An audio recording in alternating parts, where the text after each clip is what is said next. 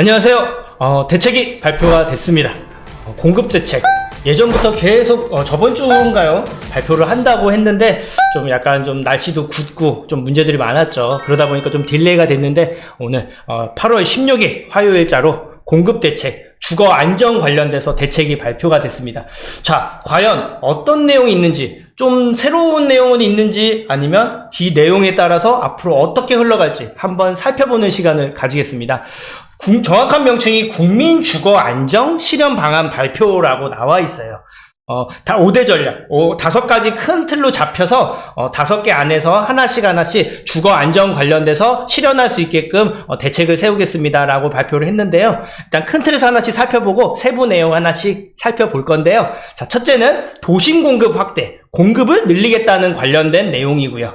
두 번째는 주거 환경을 좀 혁신해서 조금 더 좋게, 그리고 안전도 강화할 수 있게 그런 내용이 이제 나와 있고, 세 번째는 공급 빨리 하겠다. 여기에 관련된 내용들. 그리고 네 번째는 주거 사다리 복원, 그러니까 주거의 사각지대에 놓여있는 젊은 사람이라던가 취약계층에 대한 관련된 내용들이 나와 있고요. 그리고 주택 품질, 거기에 대해서도 예전에는 좀 낡은 게 많았다면 지금은 조급화 되겠다. 그런 부분들, 층간소음이나 공공 관련된 내용들이 나와 있습니다. 자, 여기서 좀 바뀐 게요. 예전부터 얘기 나왔던 게 250만호 공급이라고 얘기를 했는데 지금 실제적으로 20만호가 추가돼서 270만호를 공급하겠다고 합니다. 자, 과연 270만호 실현이 될 수 있을까요? 될 수 있으면 정말 좋겠지만 우리 구독자 여러분들은 아셔야 될 게, 이거는 정부의 의지 표현이지 실제적으로 진행할 가능성, 그러니까 270만호가 전부 다 생길 가능성이 쉽지는 않다. 이렇게 보시면 됩니다. 다만 정부가 기존 계획했던 것보다 더 공급을 빠르고 더 많이 늘리려고 하는구나. 내 대책이나 향후 정책, 그리고 흐름도 공급에 조금 더 주안점을 줄 수 있겠구나 라고 보시면 되는 거예요. 네, 그렇게 보시면서 하나씩 우리가 살펴볼 건데, 자, 일단 중요하게 아셔야 될 것. 일단 5개 전략 중에 첫 번째, 이제 주거 관련된 공급 내용입니다. 자, 도심 관련된 내용인데, 여기에서 이제 재건축 사업을 정상화하겠다라고 발표를 해요. 기존에 있었던 규제 관련된 것들을 어느 정도 이제 철폐를 하겠다는 건데, 예전에 여태까지의 정비구역, 쉽게 말씀드려서 재개발 사업이 제대로 진행이 안 됐잖아요.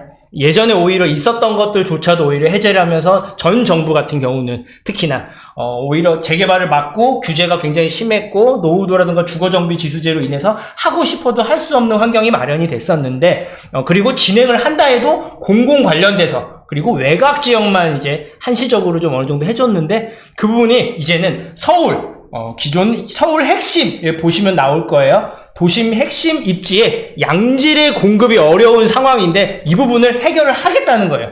향후 5년 동안 신규 정비구역을 22만호라고 나와 있긴 한데, 이제 거기에 준하게 굉장히 평소보다 70% 이상 많은 수준이라고 하는데, 이 신규 정비구역을 지정할 계획이라고 해요. 그걸 어떻게 지정하겠냐? 신속통합 기획 방식으로 10만호, 그리고 경기권 관련돼서 역세권 노후 주거지에 4만호, 지방 다 합쳐서 22만호를 신규 정비구역 하겠다고 발표를 한 거예요. 자, 이 부분이 있어서 보시면, 이거는 지금도 이제 하고 있는 방식인데, 신속통합 같은 경우도 하고 있잖아요. 그리고 실제적으로 1차는 발표를 했고, 그리고 2차도 이제 좀 조만간 올 하반기에 실시할 계획이라고 하는데, 이걸 보시면 우리 구독자 여러분, 하반기에 또 추진하겠구나, 이렇게 보시면 됩니다. 단 여기는 이미 추진하고 있거나 떨어졌는데 다시 재추진하는 지역들, 그리고 토지거래 허가구로 묶여있는 곳들이 우선순위다 보니까 아마 여기는 이제 소위 말해서 투자 관련이라든가 이런 부분으로 접근하기 쉽진 않을 거예요. 그래서 이런 게 있구나 라는 거 정도를 살펴보시면 되고요. 그리고 여기서 이제 또 아셔야 될 상황들, 여기는 나머지 부분들을 한 번씩 훑어보시고, 지금 국토교통부 보도자료에 보고 제가 말씀을 드린 거니까 꼭 세부적으로 보실 분들은 실제적으로 살펴보시는 것도 하나의 방법이 될 수 있는데, 중요한 부분들만 제가 이제 하나씩 짚으면서 말씀을 드릴 거예요. 자, 재건축 부담금이라고 나왔어요. 이게 나오게 된 계기가, 재개발 아까 얘기도 그렇고 재건축 관련돼서도 이렇게 완화 방책이 나오는 이유는, 공급을 늘리겠다고 하는 방식도 있지만 지금 시장 자체가, 부동산 시장이 굉장히 많이 그렇게 많이 진행을 하는데, 이게 조금 진행이 더디거나 거래도 좀 잘 안 되고, 그리고 실제적으로 좋은 얘기보다는 안 좋은 얘기들이 좀 많잖아요. 그래서 어느 정도 완화를 해도 큰 문제가 없겠다라고 생각을 한 거예요. 원래 재건축 관련돼서도 내년에 발표하겠다고 했는데 지금 이렇게 서둘러서 나오게 됐는데 제가 요 관련돼서는 하나씩 또 추후에 이제 말씀을 드리긴 할 건데, 재건축 부담금 같은 경우는 세부적으로 어떻게 하겠다라고 나온 건 없고요. 지금 과도하게 나와 있는 부담금을 합리적으로 감면하겠다라고 나와 있고, 지금 현재 검토되고 있는 걸 말씀드리자면은, 현재 3천만 원까지 재건축 면제금이 3천만 원으로 제한되어 있는 부분을 1억까지 늘리겠다고 검토를 하고 있다고 합니다. 그러면 아무래도 이제 부담금이 조금 경감이 되는 부분들도 있을 거고, 그리고 여기에 또 중요한 사실, 중요한 부분이 여기에 나와 있는 게 안전진단 제도 개선 착수. 이게 좀 어찌 보면은 중요한 사실이고, 이게 실제적으로 추진함에 있어서 정말 이제 중요하고 필요한 내용인 부분인데요. 이게 실제로 지금 구조 안정성 비중 상향이 예전에 2018년도에 되면서 재건축이 좀 어려워졌어요. 쉽게 말씀드려서 아주 낡고 정말 위험해야지만 재건축을 허락해주는 상황이 되어 있다 보니까 진행이 더디거나 잘 안 되는 경우들이 많았는데요. 현재 그래서 구조 안정성 비율이 50%까지로 지금 잡혀 있는 부분을 30%까지 날리겠다라는 부분을 검토하고 있다고 합니다. 이렇게 되면은요, 재건축, 정밀안전진단 통과할 수 있는 가능성이 많고, 그러면 진행 속도도 빠르고, 진행하려고 하는 곳들도 늘어나고, 그러면 이제 아무래도 재건축이 좀 더 활성화가 될 수 있겠죠. 다만, 어느 정도, 이 재건축이란 게 얘기만 나온다고 바로바로 진행되는 부분은 아니고 시간이 좀 많이 걸리기 때문에 아마 1기 신도시를 기준으로, 그리고 원래부터 좀 사업성이 좋거나 얘기가 나와 있던 곳들을 중심으로는 조금 더 빠르게 진행될 가능성 정도가 있다라고 검토를 하시면 될 겁니다. 자, 요 정도 이렇게 재건축 관련돼서는 안전진단 관련, 그리고 이제 재건축 분담금 완화, 요 두 가지 정도가 조금 중요한 핵심이다라고 이제 보시면 되고요. 뭐 정비 투명성 전문성 강화 이 부분 같은 경우는 예전부터 얘기가 나왔던 건데 통합해서 한다는 거예요. 뭐 정비 계획을 따로, 사업 시행 따로 이렇게 하는 부분을 통합해서 해서 심의를 그러니까 과정을 한 2, 3년 단축시키겠다는 골자니까 그런 게 있구나 정도만 보시면 됩니다. 여기 나와 있는 부분인데, 자, 그리고 여기서 이제 또 예전부터 얘기가 있었지만 세부적으로 이제 또 다른 공급에 어찌 보면은 화두, 가장 빠르고 정부가 생각하는 빠른 공급과 복지를 모두 다 잡을 수 있는 사업 얘기가 나옵니다. 바로 이제 도심복합 사업 개편이에요. 이게 예전에는 이제 역세권, 쉽게 말해서 역 앞에 있는 입지 좋은 곳들은 외곽 지역을 중심으로 공공 도심복합 사업이라고 진행을 하는 경우들이 좀 있었는데, 이 부분을 이제 민간으로, 정말 좋은 입지이기 때문에 민간 도심복합 사업으로 신규 도입 하기로 했습니다. 그래서 내년에 이제 공모를 이제 하나씩 할 거고, 기존에 있는 역세권 재개발과 비슷한 개념이라고 보시면 돼요. 그래서 이 도심 복합 사업이란 게 제가 말씀드린 역세권 재개발도 포함이고요. 그리고 또 이제 그 관련된 상업시설 강화도 포함이고, 여기에 관련된 거기에 맞게 새롭게 꾸미는 전체적인 모든 정비 사업을 일컫는 말입니다. 자, 이 부분이 원래 예전에는 공공 관련돼서 진행이 많이 했다면, 이제는 신탁사라든가 리츠들도 언제든 추진할 수 있게끔, 이렇게 말고 민간 활성화 하겠다는 거예요. 쉽게 말씀드려서 누구나 할 수 있게끔 문을 열어놓겠다라는 겁니다. 그리고 거기에 있어서 규제도 많이 완화를 하겠다라는 발표를 한 거예요. 이게 굉장히 중요한 게, 자, 우리가 이걸 보면은 우리가 앞으로 어떻게 준비를 해야 되는지를 알 수가 있습니다. 우리 예전에 공공 재개발 나올 때 용적률 완화해주고 인센티브 좀 부여해준다고 그런 혜택을 줘서 좀 많이 인기가 많았죠. 기억나실 거고요. 그리고 신속통합 같은 경우도 원래 기존의 민간 재개발 오래 걸리는 거 정비구역 1, 2년으로 단축시킬게, 절반 이상 시간을 단축시켜줄게, 빠르게 진행해줄게 라는 당근책을 제시함으로써 인기가 굉장히 많았고요. 그리고 올해 2022년만 하더라도 모아타운, 원래 소규모 정비 사업인데 이거 같은 경우도 원래 15층 규제 제한이 있었는데 이거 폐지시켜줄게, 더 높게 올릴 수 있어. 그러니까 사업성이 굉장히 좋아지면서 많은 사람들이 관심을 끌게 되는 거죠. 자, 그런데 문제는 뭐냐, 이것만으로는 얘기했던 250만원 270만원 공급이 어렵단 말이죠. 그럼 어떻게 해야 되냐, 또 다른 재개발 사업을 추진을 해야 됩니다. 그리고 그게 빨리빨리 돼야 되고, 그리고 거기에 하나가 추가가 돼요. 복지 관련된 임대 정책도 많이 부과할 수 있는, 거기에서도 많이 힘을 실어줄 수 있는 정책이 같이 들어가야 되는데, 그 부분이 바로 도심복합 사업 그 중에 하나가 도심복합 사업이고요. 그 중에서 가장 꽃이 역세권 재개발, 쉽게 말해서 역세권 도시 정비형 재개발 사업입니다. 그래서 이 부분이 이제 앞으로 계속 화두가 될 거고, 정부가 그걸 꺼낸 거예요. 이미 얘기를 했지만 다시 한번 발표를 합니다. 자, 어떤 얘기냐. 기존에 뭐 얘기를 했지만 500% 용적률 올려줄 수 있잖아요. 기존에 있던 것보다 최대 500%까지. 그리고 또 최근에 또 얘기 나왔었잖아요.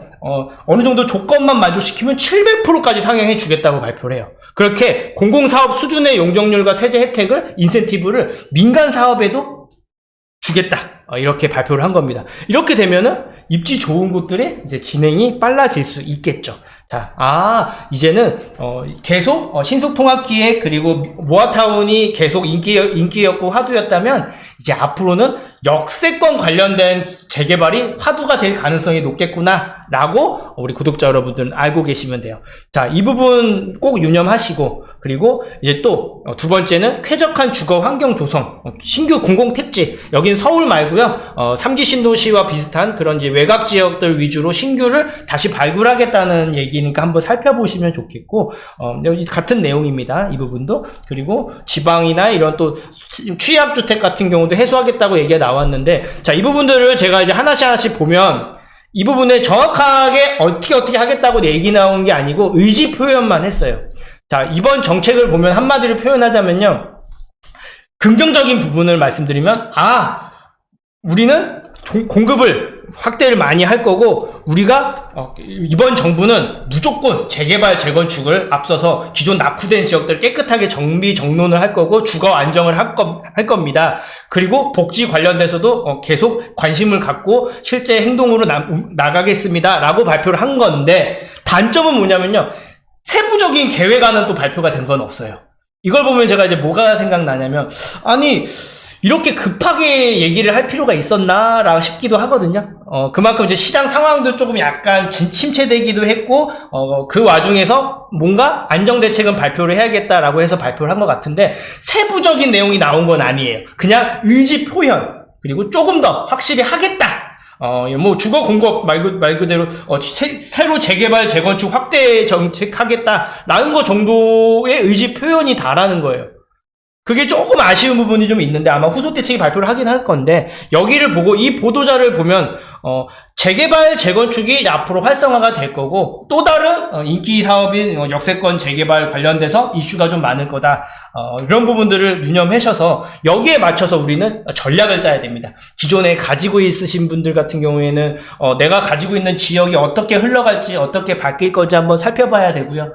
내 종류에마다도 또 다를 거고, 그리고 뭔가 투자를 계획하시는 분들은 내 자본 한도 내에서 어디가 가장 빠를 수 있을지, 어디가 가장 가능성이 높을지, 정부가 얘기하는 부분에 부합될 수 있는 곳은 없는지를 찾아서 거기에 선점해서 준비한 전략이 필요합니다. 아마도 올 하반기 이 보도자료로 인해서 크게 뭐 부동산 시장이 뭐 좋아진다거나 뭐 떨어진다거나 이런 건 없을 거예요. 다만 기존에 있는 좋은 지역들은 이제 정부적, 외부적인 영향을 좀 받겠지만, 조금 그러니까 입지는 좋은데 소외됐던 지역이라던가, 아니면 뭐 재개발이라든가 이런 개발 사업 관련돼서 이슈가 있는 지역, 내지는 가능성이 있는 지역들은 꾸준하게 관심 가질 가능성이 크고, 그게 실제적으로 생각보다 빠르게, 그리고 훨씬 더 많이 진행될 가능성이 큰 거예요. 그럼 우리는 어디에 주목해야 된다? 재개발 재건축에 주목을 해야 되고, 그 안에서 여러 개 있으신 분들은, 그리고 시간이 오래 걸려도 상관없다고 하시는 분들은 재건축에 초점 맞추시는 거고, 내가 소액밖에 없다, 금액이 많진 않다, 그런 분들 같은 경우는 재개발 관련돼서 투자를 하면 좋은 거예요. 역세권 재개발 가능성이 있거나 추진하는 지역이 베스트일 거고, 아니면 그럴 수 있는 것을 선점해서 준비를 할 거고, 역 근처들은 오히려 인기가 굉장히 많을 겁니다. 거기에 초점을 맞춰서 우리가 준비를 하면 돼요. 그래서 제가 추천드린 건 그런 곳들을 준비를 해서 선점해서 미리미리 준비를 하시는 걸 추천을 드리고, 뭔가 결정 내리기 전에 맞는지 틀린지, 정말 괜찮은 선택인지 아닌 정도는 한번 저희 전문가들을 통해서 한번 물어보시면 그래도 괜찮다 안 괜찮다 정도는 답변해 드릴 수가 있거든요. 그래서 그런 부분들 잘 유념하셔서 우리 구독자 여러분들은 이 시기 지금 이제 하반기로 넘어가는데, 분명히 이 자료 발표로 인해서 관련된 그런 지역들은 또 한 번 빠르게 개발이 추진이 될 겁니다. 그래서 계획 있으신 분들은 빨리 서둘러서 좋은 지역 선점하시길 바라겠고, 늘 저희 부동산 DJ와 함께 하셔서 혼자 고민하지 마시고 같이 의논하셔서 좀 더 올바르고 좀 더 안전하면서 좀 더 빠르게 진행할 수 있는 곳들을 잡으실 수 있는 기회가 될 수 있고, 그런 기회를 잡으실 수 있는 우리 구독자 여러분들이 되시길 응원합니다. 오늘 보도 자료 준비된 내용은 여기까지고요. 다음에도 또 좋은 소식이 있으면 좋은 내용으로 인사드리겠습니다. 감사합니다.